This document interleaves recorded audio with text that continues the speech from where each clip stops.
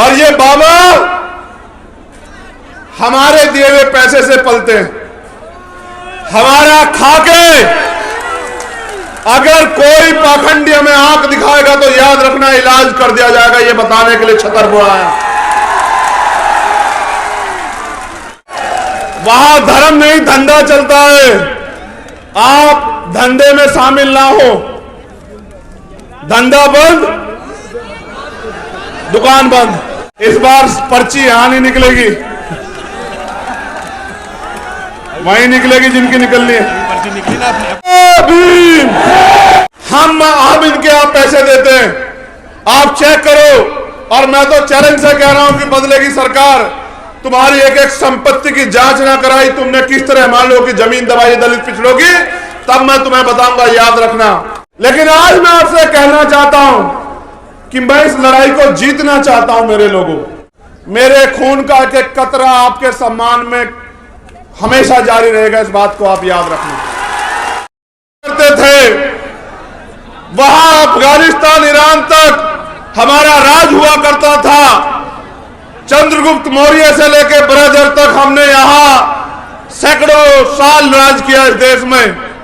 और जब हम लोग राज करते थे तो ये देश सोने की चिड़िया होता था। न किसी को अन्न की, न ढकने के लिए, तन पे ढकने के लिए कपड़े की, न सुरक्षा की, न तमाम तरह की किसी परेशानी की, न ही कोई गैर बराबरी थी। सब लोग मिलजुल के राज करते थे, सब लोग मिलजुल के रहते थे। ऐसा राज हमारे महापुरुषों ने इस देश में रखा। लेकिन सम्मानित साथियों, आपको जानना चाहिए कि जिनका राज हुआ करता था वो इस भारत में गुलाम क्यों बने। जब तक आप इस बात को नहीं जानोगे तब तक आप अपनी ताकत को नहीं पहचानोगे। जब तक आप अपनी ताकत को नहीं पहचानोगे तब तक आप अपनी हिस्सेदारी को लेने के लिए नहीं खड़े हो सकते। इसलिए आपको इतिहास जानना बहुत जरूरी। मैंने आपसे अपील की थी कि आप बैठ जाओ, बहनें बैठी हैं वहां। इससे समझौता नहीं कर पाऊंगा बहनों के सम्मान से। सब कुछ बर्दाश्त कर सकता हूं, लेकिन मां बहनों के सम्मान से समझौता कोई बर्दाश्त नहीं करूंगा, ये बात याद रखना।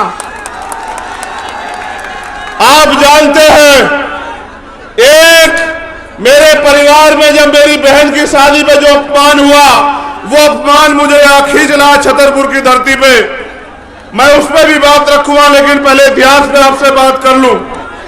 मैं आदेशित करके आपसे कह रहा हूं, पेट में रख के बच्चे को जन्म देती है और खुद गीले सूखे में रहती है। इसकी शक्ति का कोई तोड़ नहीं है।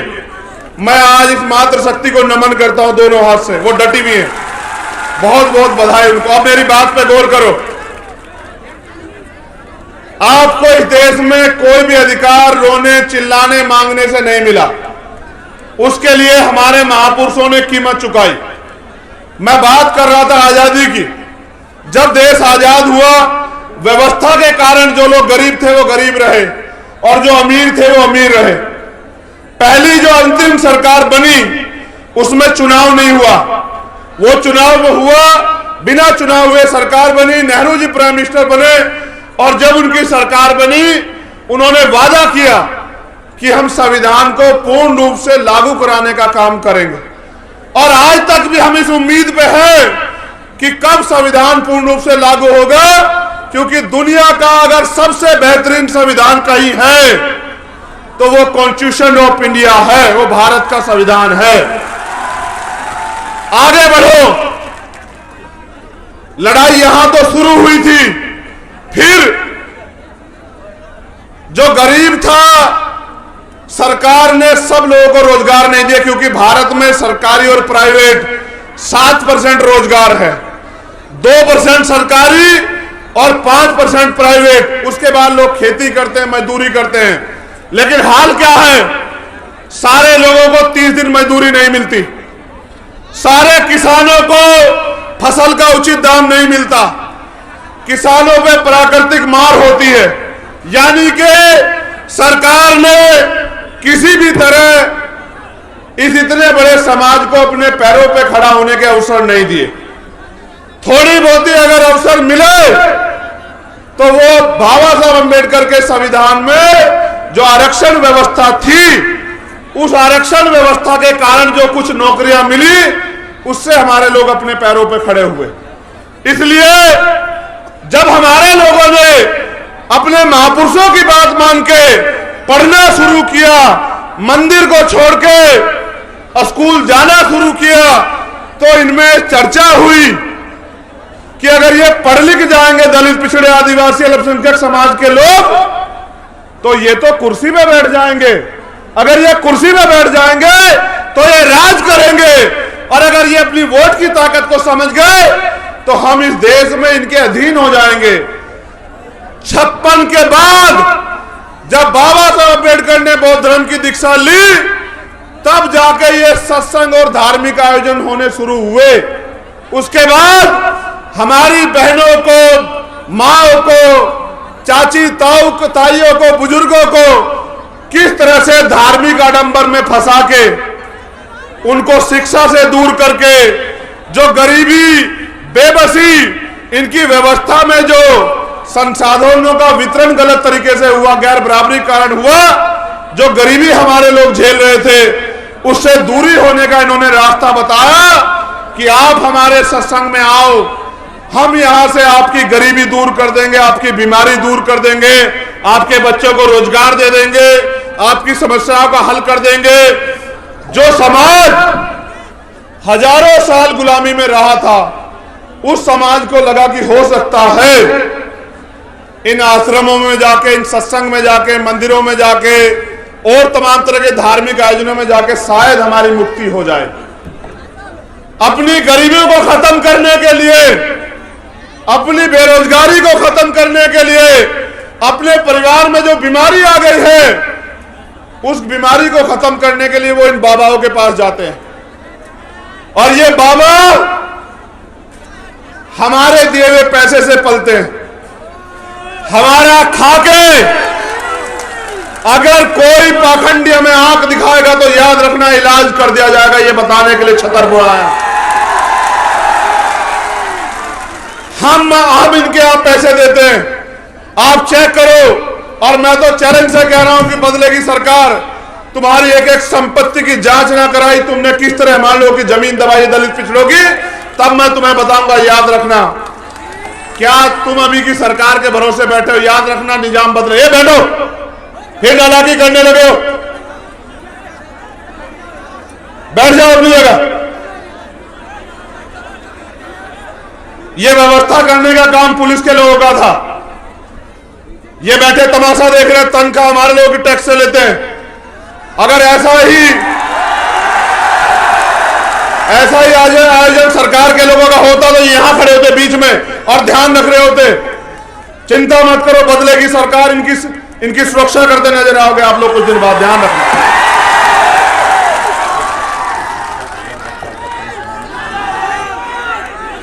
एक मिनट चुप हो जाओ। तुम्हारे आसपास एक 10 साल का बच्चा होगा, उसका नाम है प्रिंस। क्या कपड़े पहने? लाल पैंट पहना, सफेद शर्ट और लाल पैंट। अगर तुम्हारे पास कोई 10 साल का बच्चा आसपास हो तो उसको मंच पे ले आओ। उसकी माँ आ गई है, उनको परेशान है, या बाबा की पर्ची की जरूरत नहीं है, आपकी पर्ची से काम हो जाएगा। देखो अपनी निगाह करके, 10 साल का बच्चा है प्रिंस, कहां है? ले आओ, ले आओ। अरे हमारा पर्चा, तुम चिंता मत करो, बैठ जाओ, आ जाएगा, बैठ जाओ, बैठो जरा, बात सुनो। प्रिंस आ जाएगा, तुम्हें भी प्रिंस बनना है देश में, बैठ जाओ। ये लड़ाई तुम्हें प्रिंस बनाने की लड़ी जा रही है, चिंता मत करो। चुप हो जाओ, चुप हो जाओ, बात सुनो, गौर करो। फिर इसलिए ये हमारे लोगों को झूठे आश्वासन देते हैं कि हम आपकी जिंदगी में जो परेशानियां उनको खत्म कर देंगे, इसलिए उन परेशानियों से मुक्ति के लिए हमारे लोग इनके पास जाते हैं। फिर ये हमारा शोषण करते हैं, फिर ये हमारे लोगों को गुमराह करते हैं, और फिर ये हमें ही नीचा दिखाने का काम करते हैं। अब मैं आपसे कुछ और बात कर लूं, मैं इन पे आऊंगा, आपको धाम धूम पे आऊंगा, ये बाद का काम है, पहले काम की बात सुनो। हमने एक आयोजन, मैं आया था 12 फरवरी के बाद, उज्जैन में जब भाई किशन लाल जी के परिवार से मिलने के लिए मैंने आपको मध्य प्रदेश का एक सच बताया। सच क्या था कि आज भी आजादी के 75 सालों के बाद लोगों के पास पक्के मकान नहीं।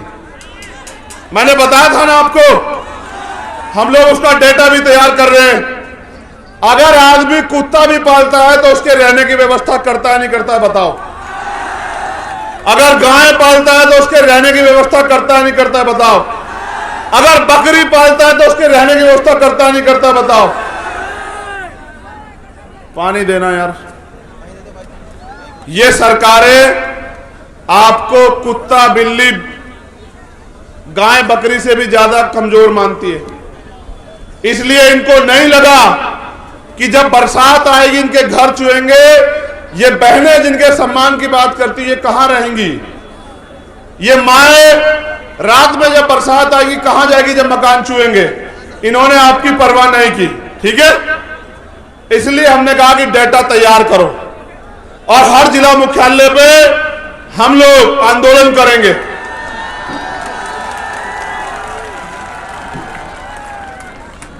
और अगर फिर भी सरकार नहीं मानी तो हम मुख्यमंत्री का घेराव करेंगे भोपाल जाके और मध्य प्रदेश के हर घर को जो कच्चा मकान है उसको पक्का मकान दिला के रहेंगे। ये हमारा वादा।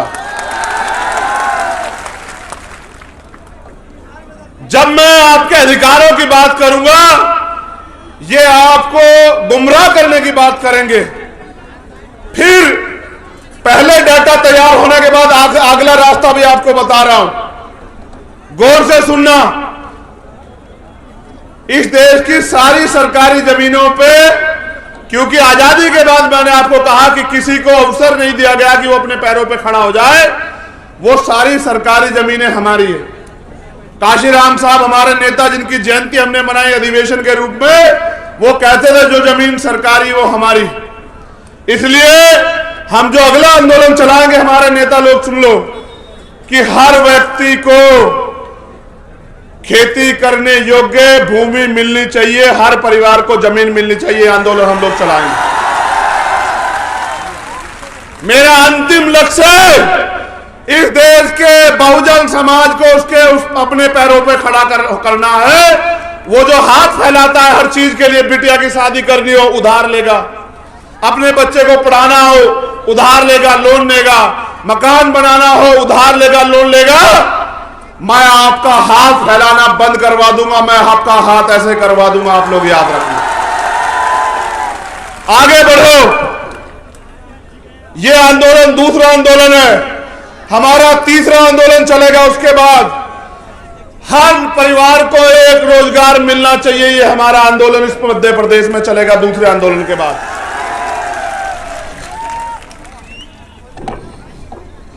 उसके लिए भी हम लोग इसी तरह से सरकार को मजबूर करेंगे। फिर आगे बढ़ो। अगर ये सरकार नहीं देगी तो मैं आपसे कहना चाहता हूं मेरे बहुजन समाज के लोगों, आप पे दो रास्ते हैं। चाहे तो बैसाखियों के सहारे रहो, चाहे किराए के मकान में रहो, या फिर अपने आंदोलन को इतना ताकतवर करो कि यहां इस मंच पे बैठे आपके बीच में बैठे गरीब के बेटों को भी आपकी लड़ाई लड़ने का अवसर मिले। और जिस दिन आपने इस बात को समझ लिया कि जिन्होंने 75 साल में आपको जानवर से ज्यादा कुछ नहीं माना, उनका साथ छोड़ के आपको अपने आंदोलन को, अपने संगठन को, अपनी पार्टी को मजबूत करना है, मैं उस दिन कहता हूं कि आपकी तरफ आंख उठाने वाला मध्य प्रदेश में कोई माई का लाल पैदा नहीं होगा। मेरा वादा आप लोगों को। क्या दोबारा किसी सेना ने कहा कि हम आंदोलन करेंगे आपके अधिकार के खिलाफ? एक बार आपने ताकत दिखाई, एक बार में सबको पता लगा कि इनको मत छेड़ना। एक बार आपने ताकत दिखाई थी 2 अप्रैल को। मैं इस मध्य प्रदेश की भूमि को नमन करता हूं। यह क्रांतिकारियों की भूमि है, इतिहास गवाह है। बुंदेलखंड हो, ग्वालियर हो, मुरैना हो, डबरा हो, आप लोगों ने 2 अप्रैल का आंदोलन भी अपने खून से सींचने का काम किया, आपका कोई तोड़ नहीं है मेरे बहुजन समाज के लोगों। मैं आपसे ये कहने आया हूं, आप ये बताओ पूरी ईमानदारी से, जब ही आपके अधिकारियों के खिलाफ आंदोलन इस प्रदेश में हुआ, क्या कोई नेता आपके पक्ष में बोला? अपने सच्चे मन से हाथ उठा के बताओ, बोला या नहीं बोला? नहीं बोला ना। यानी कि अगर आपके अधिकार छीन में जाएंगे तो नेताओं को फर्क नहीं पड़ता ना। पहली बात, जब अब मेरे परिवार का यहां अपमान हुआ इसी छतरपुर की धरती पे, और एक गुंडा मेरे परिवार को अपमानित करता है, डराने का काम करता है, आप बताओ कोई नेता बोला आपके पक्ष में जब तक भीम आर्मी नहीं खड़ी हुई? यानी कि जिन्हें आपके मान सम्मान से भी मतलब नहीं, जिन्हें आपके वजूद से भी मतलब नहीं, आपको उनको ताकत देनी भी बंद करनी पड़ेगी मेरे बहुजन समाज के लोगों, वरना वो आपसे ताकत लेंगे। देखो, गौर करो मेरी बात पे, आप जिसको वोट दोगे वो ताकतवर होगा, ठीक है? जो ताकतवर होगा वो अपने बच्चों को ताकतवर करेगा। आप मुझे वोट दोगे, कौन ताकतवर होगा? मैं ताकतवर हूंगा तो तरक्की किसकी होगी बताओ? ना मुझे यहां से विधायक बनना, ना मुझे यहां से एमपी बनना, ना मैं यहां मुख्यमंत्री बनना चाहता हूं। मैं तो आप लोगों को आपके पैरों पे खड़ा करने के लिए यहां मध्य प्रदेश में आया, बस।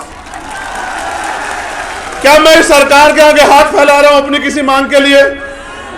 ना मुझे कोठी चाहिए सरकार से, ना बंगला चाहिए, ना सुरक्षा चाहिए, ना इनका कोई साधन चाहिए, मगर मुझे एक चीज चाहिए।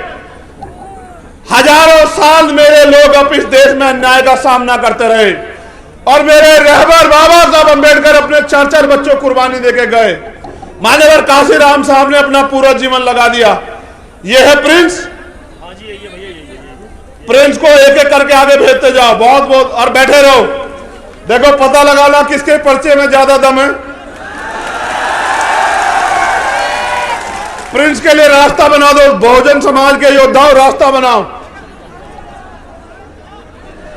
ये बाबा साहब अंबेडकर के अनुयायी हैं, इनका मुकाबला कोई नहीं कर सकता है देश दुनिया में, ये सब लोग जानते हैं। आप लोग बैठ जाओ, प्रिंस को आने दो और प्रिंस को अपनी मां को सौंप दो। अब मेरी बात पे गौर करो, समय कम है। आप आज आए हो, यहां जाना चाहिए था उस गुंडे को जेल, लेकिन सरकार ने जेल नहीं भेजा। जब मैंने घोषणा कर दी, पहले मैंने भाई सुनील बैरेसिया जी को भेजा और आरडी प्रजापति जी को, मैंने इनसे कहा भाई जाओ, ओबीसी महासभा के लोगों से कहा भाई जाओ और जाके देखो कि क्या है सही मामला। प्रिंस को भेजो, जल्दी अंदर भेजो, भेज दो, भेज दो, बहुत अच्छे, ऊपर भेज लो, यहां से ऊपर ले लो। अब आप बैठ जाओ भाई, बैठ जाओ, समय कम है मेरे पास। उनकी मां को सौंप दो, बस चुप हो जाओ। 20 मिनट और है, हिम्मत रखो, तुम्हारी हिम्मत जवाब तो नहीं दे रही है। तो उसे पाखंडी को जाना चाहिए था जेल, उसका दिमाग खराब हो गया था। उसे लगा कि, सुन लो पहले, कि हम ही सबसे बड़े ताकतवर हैं। उसे लगना भी चाहिए, गलतफहमी किसी को भी हो सकती है। हमारे यहां तो कहते हैं कुत्ता पालो, बिल्ली पालो, बकरी पालो, लेकिन गलतफहमी मत पालो।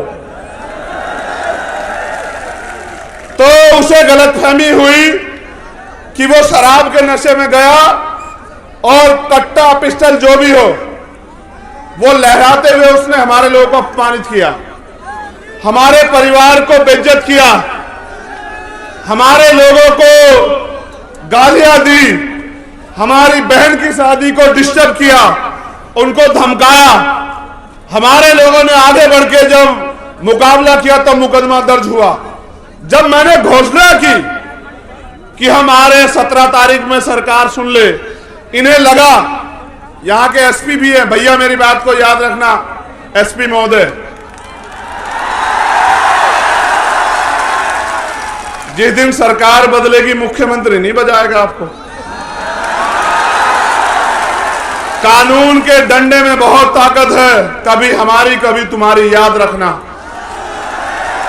मेरे लोग भी तुम्हारी इस चोट का जवाब वोट से देंगे, याद रखना। गौर करो, गौर करो मेरे नौजवान सिपाहियों, मेरे योद्धाओं। उनको पता था कि जब चंद्रशेखर आके लड़ेगा तो वो कहेगा 307 में पर्चा दर्ज क्यों नहीं किया। मैं वकील हूं, वो पूछेगा कि दफा 25 का मुकदमा क्यों नहीं लगाया, वो अवैध असला लेके घूम रहा था।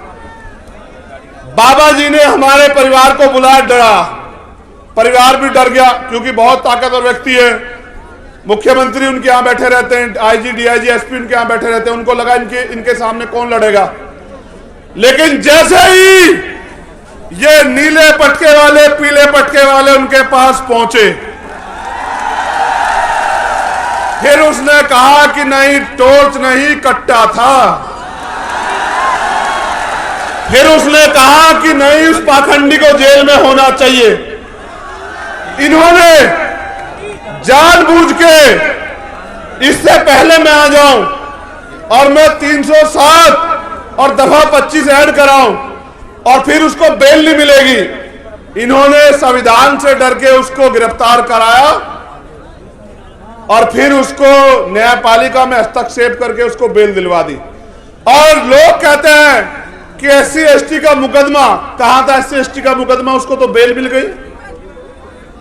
एक आदमी पूरे समुदाय का अपमान करे, ये चाचा खड़े हैं उनके, एक आदमी पूरे समुदाय को गाली दे, मेरे हाथ बांध रखे संविधान ने, याद रखना।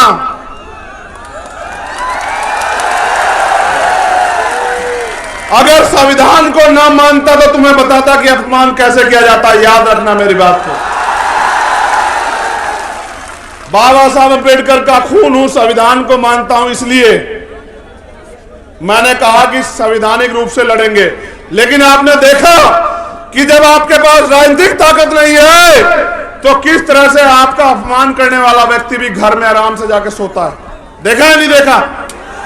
और जो निर्दोष था मेरा भाई आरडी प्रजापति, उसके 1000 पुलिस वाले, वो बता रहा है कि मेरा एनकाउंटर, याद रखना आरडी प्रजापति, तुम्हारी तरफ चलने वाली हर गोली के सामने चंद्रशेखर आजाद खड़ा है, याद रखना इस बात। और मैं आपसे भी कह रहा हूं, शासन प्रशासन के लोगों, गुंडों पे कार्रवाई करो, हम नहीं आपको बोलेंगे। अपराधियों पे कार्रवाई करो, हम नहीं बोलेंगे। बहन बेटी के अपमान करने वाले पे कार्रवाई करो, हम आपके साथ खड़े हैं। लेकिन अगर सत्ता के नशे में हमारे लोगों, निर्दोष लोगों पे कार्रवाई करोगे तो आपके दफ्तरों पे ताले लगा के, ये असंवैधानिक काम आपको नहीं करने देंगे कुर्सियों बैठ के। ये बिना सत्ता के आपसे कह रहे हैं।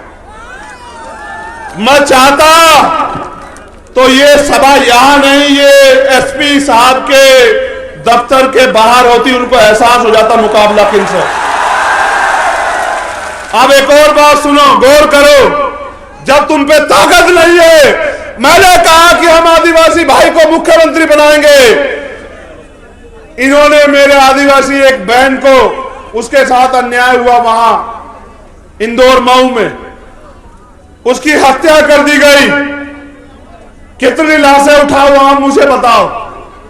हत्या करने के बाद जब हमारे लोग प्रोटेस्ट करने के लिए आए सड़क पे तो गोली चला दी।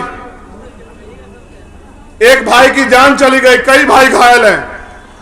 जब हमने आईजी डीआईजी से पूछा तो उन्होंने कहा हमने आदेश नहीं दिए।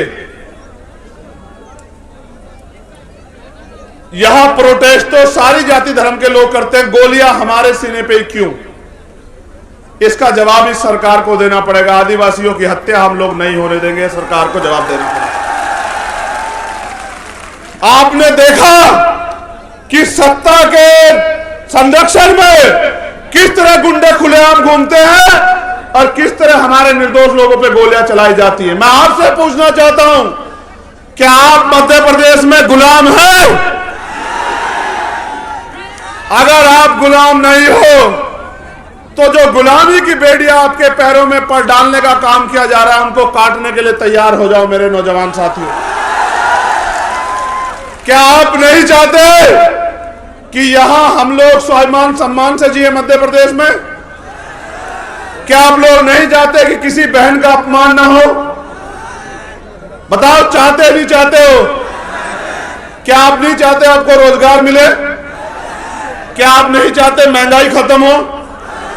क्या आप नहीं चाहते कि आपको पक्के मकान मिले?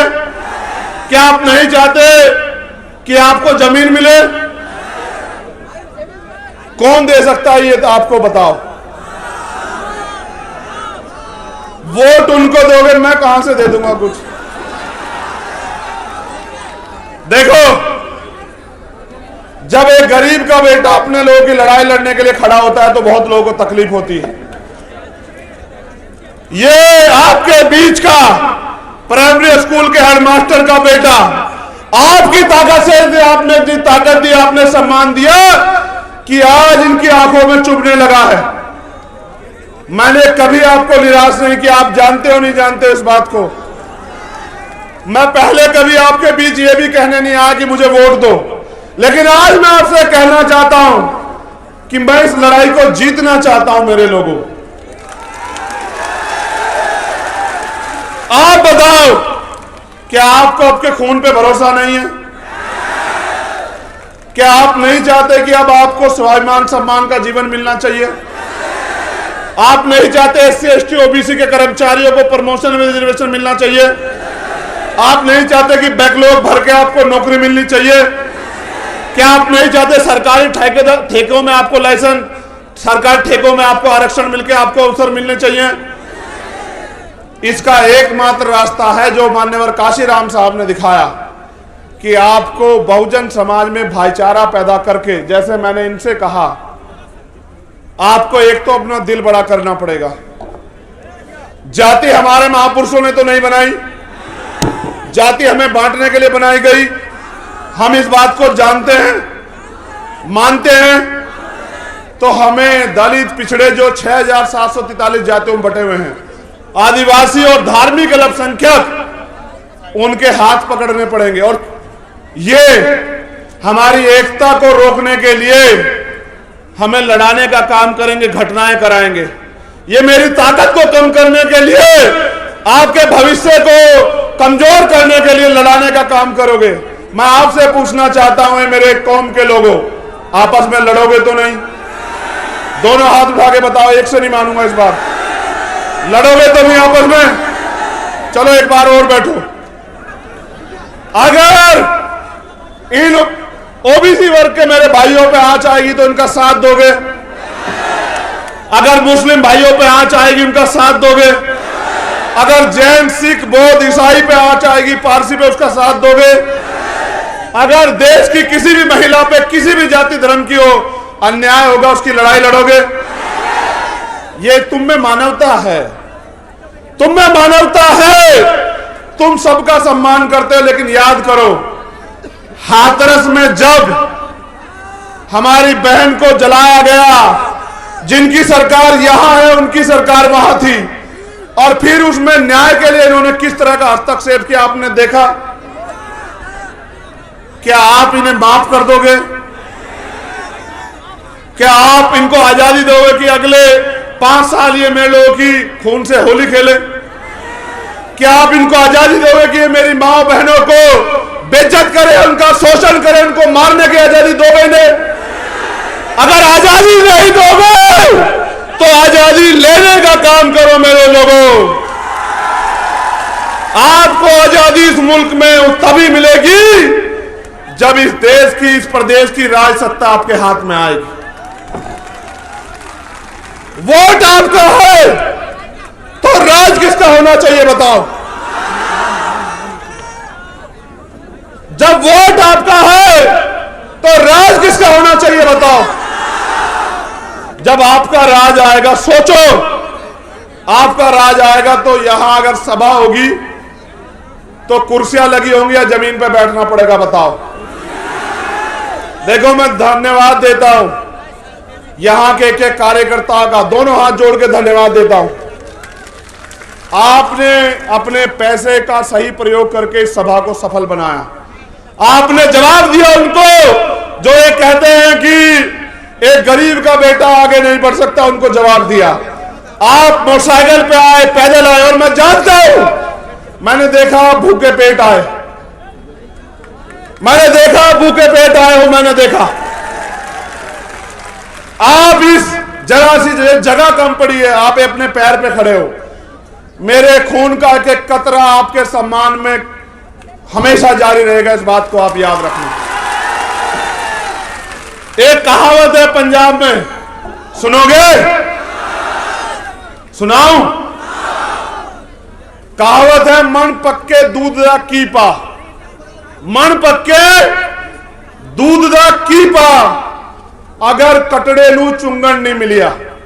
इसको हिंदी में समझ लो, उस वोट का क्या फायदा, पहले उसको समझा दो। मन पक्कन दूध यानी कि इतने सारे दूध का क्या मतलब, क्या फायदा अगर कटड़े को, भैंस के बच्चे को चुंगने को ना मिले, उसका पेट ना भरे। इस आपकी वोट का क्या फायदा होगा अगर आपकी सरकार, आपकी सत्ता ना आए? आप बताओ। वोट आपकी सरकार उनकी ये नहीं चलने दो मेरे लोगों, वो आपके बदन से खाल खींच लेंगे। वो ये क्या करेंगे बताऊं? वो कल आएंगे आपके मकानों पे कागज लेके कि खाली करो, खाली करो, ये जमीन सरकार की है, बुलडोजर चलेगा। उनका बुलडोजर को भी जवाब देंगे, लेकिन आप पे मौका आ गया, आप यहां आए हो, तो यहां से प्रण लेके जाना मेरे साथियों कि इस बार किसी भी कीमत पे हम अपने भाईचारे को टूटने नहीं देंगे और अपने भाई को यहां से छतरपुर की धरती से ताकत देके भेजोगे, ये वादा करना पड़ेगा आपको। क्या तो मुझे कहो कि कोई और परीक्षा बाकी है चंद्रशेखर आजाद, वो परीक्षा दो, क्या तो मुझसे परीक्षा लो या फिर मेरा साथ दो। मेरा साथ दोगे तो आजादी मिलेगी, अवसर मिलेंगे, स्वाभिमान सम्मान का जीवन मिलेगा, मालिक बनोगे। और मेरा साथ नहीं दोगे तो रोज अखबार पढ़ोगे तो यही मिलेगा, रोज खून के आंसू रहोगे। निकलो गांव में, मीटिंग करो, जाओ, मेरी बहनों को, माओ को बताओ कि अब उनके बच्चे, उनका खून मैदान में है, अब उनके सम्मान के साथ समझौता नहीं होने देंगे। आपको आज नहीं तो कल फैसला लेना है कि आप यहां गुलामों की तरह जियोगे या मालिक की तरह जियोगे, ये फैसला आपको लेना है। मैं धन्यवाद देता हूं हमारे एक एक कार्यकर्ता, नेता, साथी और समाज सेवी को, अपनी बहनों को स्पेशली। देखो, बहनों को एक बार नहीं कहना पड़ा ना कि बैठ जाओ, ये है मातृशक्ति का बल, उसका धैर्य, उसका समर्पण।